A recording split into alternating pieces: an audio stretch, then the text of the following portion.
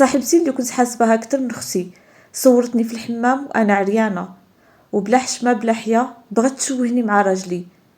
انا سميتي رشيده، انا بنت الكاريان، وحنا 4 ديال الخوت، 2 بنات و2 ولاد. عيشتنا كانت على قد الحال.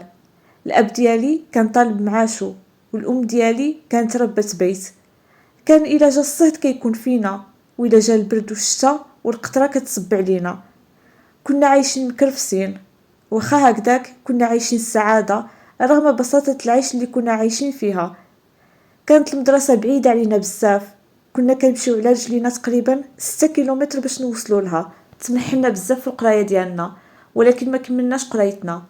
انا وصلت حتى لكاتريام وخرجت بحكم ان المدرسه بعيده علينا بزاف. كان واحد الجيران قراب لينا، هذيك الجاره كانت كتدخل عندنا وكنا كنمشيو عندها، وبنتها كانت صاحبتي بزاف. كنا كنقراو انا وياها في نفس المدرسه. فاش خرجنا من المدرسه خرجنا بزوج، وقررنا نقلبوا على خدمه. وخا الاب ديالي كان رافض الفكره تماما، قال لي ما عمرك ما تخدمي، انا قاد بكم. ولكن قلت له بابا حتى انا خاصني حويجات بحال البنات، راكم عارفين بنات اليوم خاصني بزاف ديال الحوايج، لان الاب ديالي ما غاديش يوفر لي كلشي. واخا هكذاك كان رافض، وبقيت كنقنع فيه حتى بقيت كنقلب على خدمه، ولقيت انا وهذيك البنت في واحد الوزين، ودخلنا كنخدموا الخياطه. بقيت كنخدم انا وياها.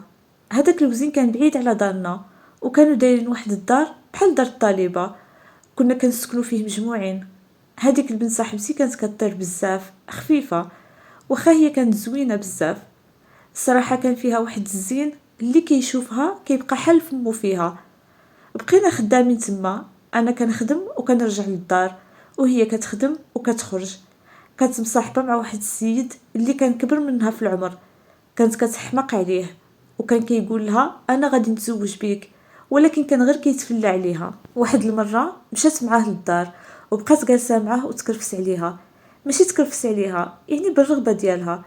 من بعد قالت له تزوج بيا، قال لها لا انا ما عمرني ما بغيتك.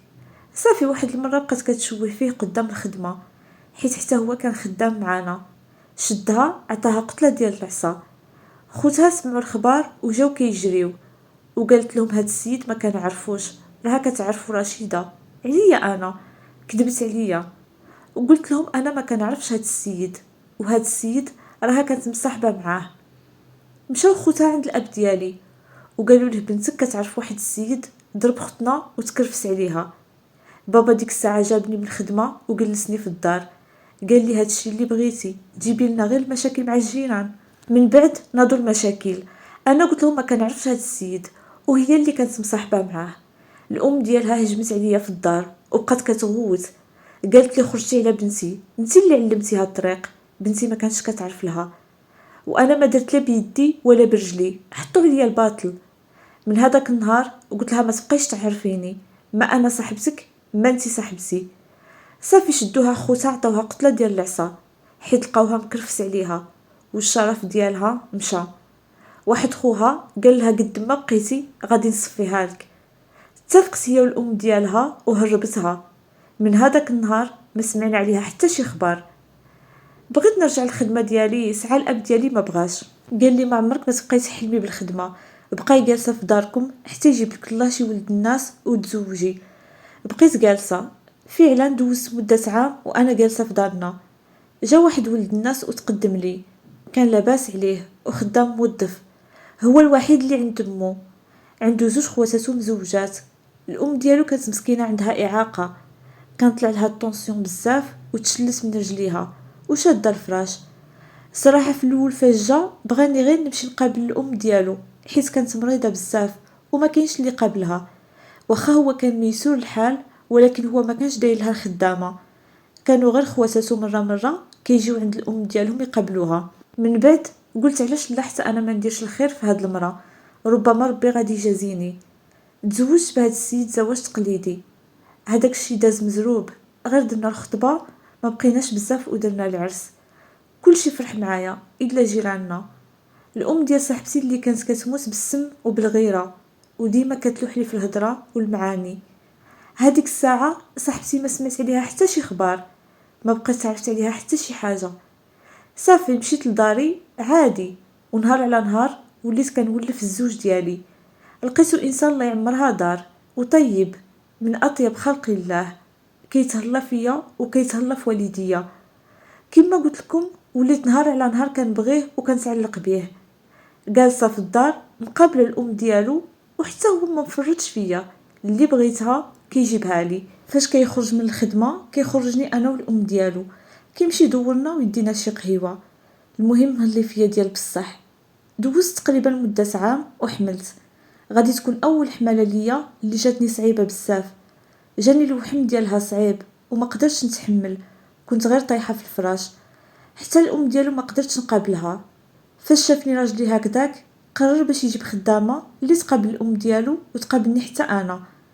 جاب واحد السيده تقابلنا في الدار اللي كانت باقيه مازال صغيره، كانت مزوجه ومطلقه. بقات مقابله الام ديالو ومقابلاني حتى انا، كطيب لنا هكذا وكتجمع الدار كتجفف حتى وصلت الشهر ديالي. هذيك الساعه بقينا كنقلبوا على شي كلينيك نولد فيه. مشى راجلي كيقلب ولقى واحد الكلينيك ومشيت ولدت فيه، ولدت بالفتيح حيت كانت الحماله ديالي صعيبه بزاف. وبالصدفه النهار الاول ديالي في الكلينيك غادي تدخل صاحبتي اللي دارت لي هذاك المشكل واللي حطت عليا الباطل. غادي تكون خدامه في هذاك الكلينيك كدير فيه الميناج. الصراحه فاش شفتها ما عرفتهاش حيت وجهها تبدل، وهذاك الزين اللي كان فيها ما بقاش فيها كما كان. هي شافتني عرفتني وجات لعندي وبقات كتعنق فيا، وبقات كتقول لي عافاك سمحي لي، راه ما عرفت ما ندير، كنت خايفه الا خوتي يقتلوني. وقلت لها صافي الله يسامح. شافت راجلي وسلمت عليه وقالت له انا راني صاحبه رشيده وراها بنت جيراننا. قال لها مرحبا. الصراحه انا وخا شفتها وسلمت عليها وقلت لها الله يسامح، ما بغيتش ندخلها لحياتي مره اخرى، وما بغيتش نعطيها نمره التليفون ديالي. وهي تقول لراجلي عطيني نمره رشيده نبقى نتواصل انا وياها. بقيت كنغمز لراجلي باش ما يعطيهاش النمره، ولكن ما ردش البال وعطاها النمره ديالي. صافي بقات مره كتجي تشوفني حتى خرجت من الكلينيك. راجلي قبل ما نخرجوا قال لها مرحبا بك، عطاها لادريس ديال الدار، قال لها الا بغيتي تجي مرحبا بك. هادشي فوق الاراده ديالي. انا ما بغيتش ندخلها لحياتي مره اخرى حيت عارفه اش كتسوى، انسانه ما مزياناش. مشيت لداري وجلست في داري ونفست الحمد لله بخير وعلى خير. جات الام ديالي كتقابلني وكاينه المساعده اللي عندها في الدار. الحمد لله شويه بشويه الحاله ديالي بدات كتحسن. بقيت بحال هكذاك مده عام. مره كتجي هذيك السيده اللي هي صاحبتي ولكن كنميك عليها. واحد النهار قلت لها عافاك ما تبقيش تجي عندي، انا اللي فيا يكفيني. انا ما بغياش نجبد للراجل المشاكل وما بغياش ندخله في المشاكل. صافي تلاقينا خوت نتفارقوا خوت. وهي تقول لي ياك كتقوليها لي في وجهي وكتجري عليا من دارك. قلت لها ما كنجريش عليك، ولكن انا باغيه التقار. صافي هزت ساكها وخرجت.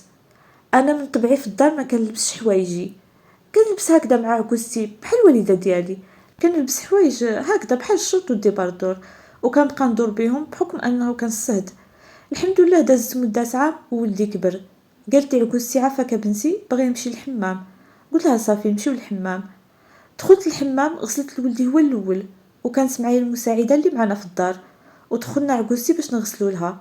راكم عارفين الانسان في الحمام شنو كيكون لابس.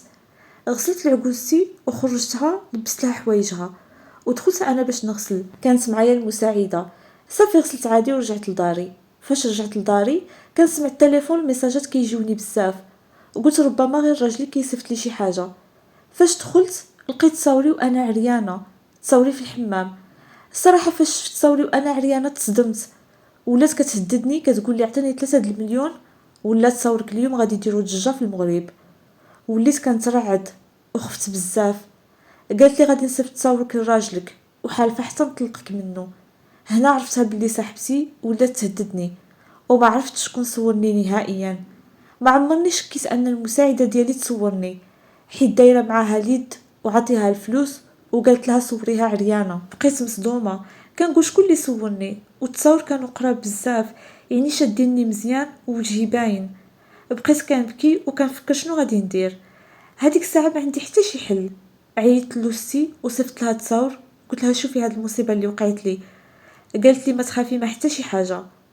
وكما قلت لكم طلبت لي 3 المليون وقالت لي غادي تحطيها دابا كاش، وإلا ما حطيتيهاش غادي نلوح تصورك في الفيسبوك وغادي تشوهي. قلت لها صافي واخا. قالت لي لوستي قولي لها صافي انا غادي نعطيك الفلوس. لوستي جات مسكينه كتجري، قالت لي جيبي هادوك التصاور ويلا نديكلاريو بها عند الشرطه الالكترونيه. صافي مشينا دينا تصاور وقلت للبوليس بلي كيجوني تهديدات من عند هاد السيده.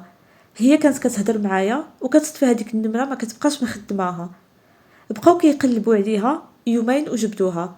فاش شدوها عيطولي وتقابلت انا وياها وقلت لها ما حشمتيش، وصلت بك الوقاحه انك تصوريني في الحمام. قلت لها غادي نتابعك ونغرقك في الحباسات. هذيك الساعه اعترفت بلي المساعده ديالي هي اللي صورتني، هي اللي صيفطت لها التصاور، كانت دايره معاها اليد وعطيها الفلوس باش تصورني. صافي تشدوا بزوج بيهم. صاحبتي تحكمت ب5 سنين ديال الحبس والمساعده تحكمت بعامين، ولكن حاليا انا خايفه الا تخرج ودير لي شي حاجه. بعد المرات ما بقيتش كنعس، كنفكر في ولدي وفي الزوج ديالي الا تخرج وتعادينا. واخا باقي ما دوزتش بزاف ديال الحبس، ما وصلتش حتى النص ديالو. كنتمنى من اي واحد سمع قصتي ياخذ منها العبره وينصحني شنو غادي ندير. واش نتحول من هذيك المدينه اللي ساكنه فيها، ولو نتحول دارنا مازال ساكنين تما. مره كنمشي لدارنا وكنخاف توقع لي شي حاجه. هذه هي قصتي، كنتمنى اي واحد سمع قصتي ياخذ منها العبره. والسلام عليكم ورحمه الله تعالى وبركاته.